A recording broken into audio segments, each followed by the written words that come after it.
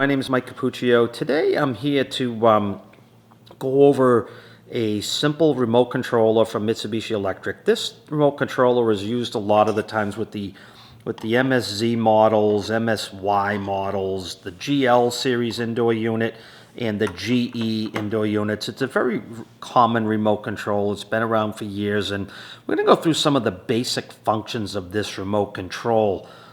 First one being is we get calls sometimes for the remote control that says that the batteries are indicating that my batteries are dead in my unit. And there's a process for this when your batteries die in your unit before we can even get going. So I'm going to show you first how to change the batteries in the remote control. This particular one right now, the batteries are not dead, but what I'm going to do is I'm going to replace these batteries. So you can see I'm holding this remote control, but I'm sliding the bottom up and down, and you're looking at it going, well, first off, where are the batteries? Well, there's no compartment on the back, and there's no compartment on the front. But if you do look here, you see this symbol that says battery, and you see an arrow that points down. It means that the batteries are underneath this part of the remote control. And you're going to say, well, I can't get it off. I can't get the batteries out. Well, let me show you how to do it. If you actually just pull hard enough and wiggle it off to the left and the right, oh, look, there's the batteries. So let's replace the batteries in here. These are AAA batteries, and we'll simply remove them like we're going to be replacing them. Okay, so we're going to pop these batteries out, and then we would also, we would have new batteries at the time, and you can see that everything now has gone blank. The screen is completely blank, like the batteries have gone dead. So we're going to assume these are new batteries, and we're going to put them back in. Okay, they are polarity sensitive. They're positive and negative, so the positive side of the battery we're going to put in here. And as we put those in, you can see now that the clock is blinking. You can leave this off, or we can put it back on now. We're going to elect to put it back on. You can slide it back on. Just move it a little bit to the left and the right, and you can put that on. One of the main functions that needs to be done here now is a button here that says reset. A little pen, point of a pen is actually really good. You can use the point. You're going to need something pointed. And just push in on the reset. Okay, so now everything is blinking, and you can see that the clock is blinking, and we're going to set the time on the clock. So to set the time on the clock, you have to press the clock button with the pen, and now you can see that the clock is moving from 12 a.m. to 10 a.m. I'm going to set this clock. It's about 10 a.m. in the morning right now, so I'm going to set this to 10 a.m. You just hold the timer button in here, and it keeps moving to where we're going to go. So we're getting there. It's about 8:30, 9 o'clock. Goes in 10-minute increments when you hold it quickly. And then you can just kind of punch it a little bit. And you can see we have 10 a.m. There is an a.m. and p.m. Press the clock button again. The clock stops blinking. Okay, so now the batteries are replaced in the unit, and the remote control is ready to use. You can see on here that each part of this remote control has lines. There's a set of lines on the left with a column, there's a line on the left and the right, and there's a column, and then there's some similar boxes. So each column runs in conjunction with the columns down below. So the left column is your mode column, the middle column is your fan column, and the right column is your clock and your start and stop temperature. I'm going to go real basic right now. I'm going to do turn the unit on, turn the unit off, set the fan at a fan speed, and put the temperature up and down. So let's start with the on-off button. That's your big red button right here. So we're going to turn that on. You can see now when I turn that on, some things appeared in the rows. So the first row on the left, you're going to see this is what we're going to stay focused on right now, is there's 4 arrows, and they actually all point to the left, then they go down to the right, they go to the left again, they go up. It almost looks like a little series of race cars, but it's 4 arrows. The 4 arrow mode is the auto mode.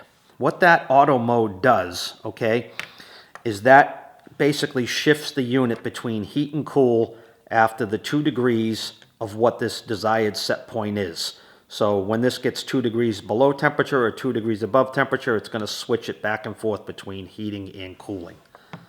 So if we press this mode button one more time, the next symbol that comes up on the left side, it represents a snowflake.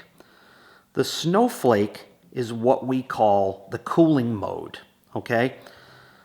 Sometimes people look at that and they emulate that as that the snowflake is wintertime and that would be the heating mode.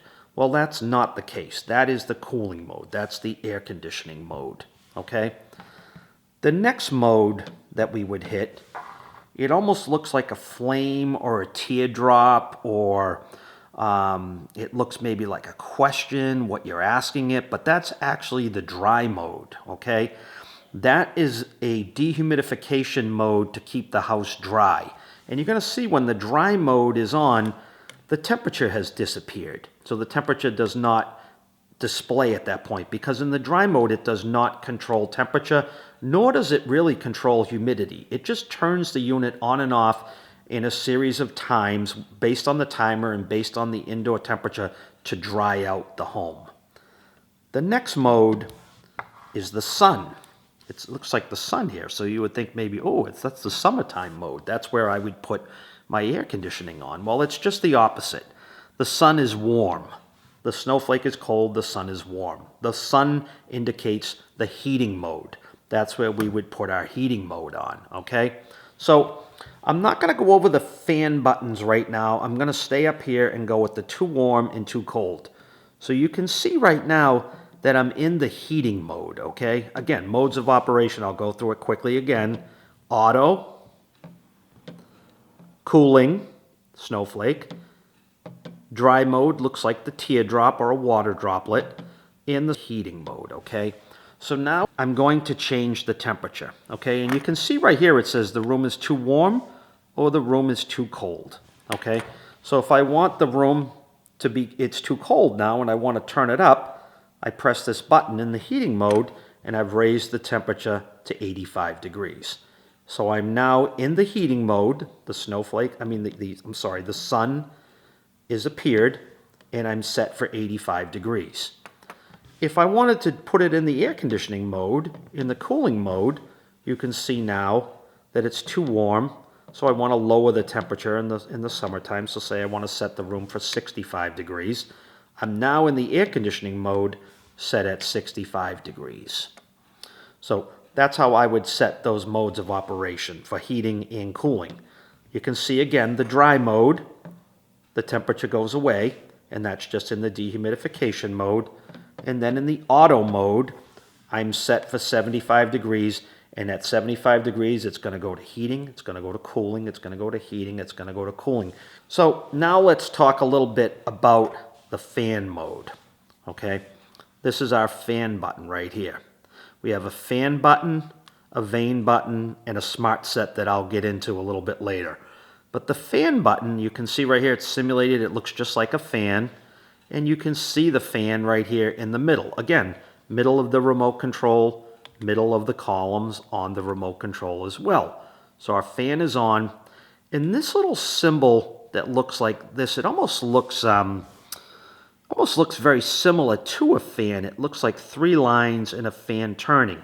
That's our auto fan mode right now.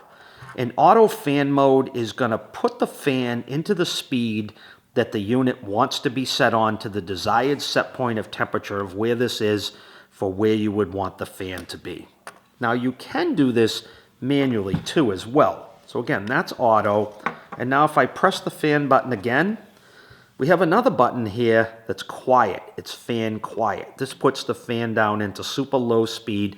And you can see it looks like the face of a person in a hand being held over the ear of the person. That's the quiet mode for the fan. That might be a bedtime mode or something like that. Okay, don't get confused with this right here. That's something else. That's going to be on the Vane. We're going to get into that in a minute. So as I press the fan again, you'll see one little hash mark appeared right there. That's fan speed 1 for the fan. As I press the fan button again, 2 hash marks come up. That would bring the fan into a higher speed.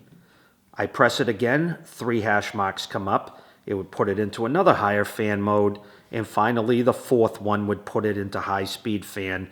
So you can see the fan and the 4 hash marks And if I press it again, it just goes through the same series again. It goes fan auto, fan quiet, fan 1, 2, 3, and 4. So those are our fan buttons. All right, next is the vane button, okay? The vanes on the unit are where the air comes out of the unit. And you can see where it says vane right here, and it has a bunch of little hash marks right here.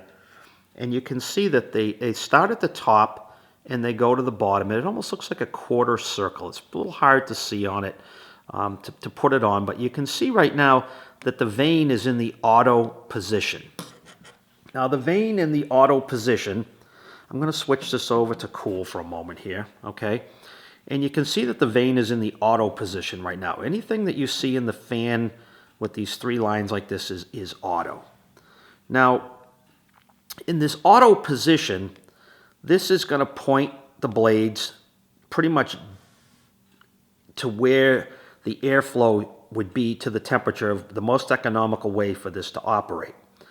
However, if this is in the auto position and the vanes are pointing down on the unit in the cool mode, after half hour to 1 hour, it's going to put the vanes back up into the pointing out straight position automatically, so no condensation will drip off of those blades. So after the auto mode, when I press this one more time, you can see that this went to 1 hash mark. And you can see the hash mark is pointing straight out. It's a 90-degree horizontal hash mark. If you were standing in front of the unit, the air would be actually blowing in your face right now. Okay, I'm going to press it again, and you'll see that moves downward. That would put the blade pointing it down a little bit to the floor. You can see it's going down further, and you can see it's moving down even further. It's correlating with the quarter round hash marks on the vane button. So now the vane is pointing straight down to the floor. If you leave this in the straight down pointing mode to the floor, in the cooling mode, eventually after an hour, again to a half hour, you're going to see that come back up to the straight and forward position of the 90 degrees in the air conditioning mode, so no water would be dripping off of that blade in a long period of time. So that way you don't want that's normal function when you see that happen. Now you're going to see it went to a little bit of a different mode here. It has a hash mark on the top and a hash mark on the bottom. And there's 2 arrows, and the arrows are pointing between them. That's the vane swing mode. That's where the vane is going to go from the bottom to the top. Bottom to the top, bottom to the top. And it's gonna move back and forth automatically to sweep the air over the room at that time. So you can put that to where you want it. That's actually a nice mode sometimes to cool the room off and kind of sweep the air around.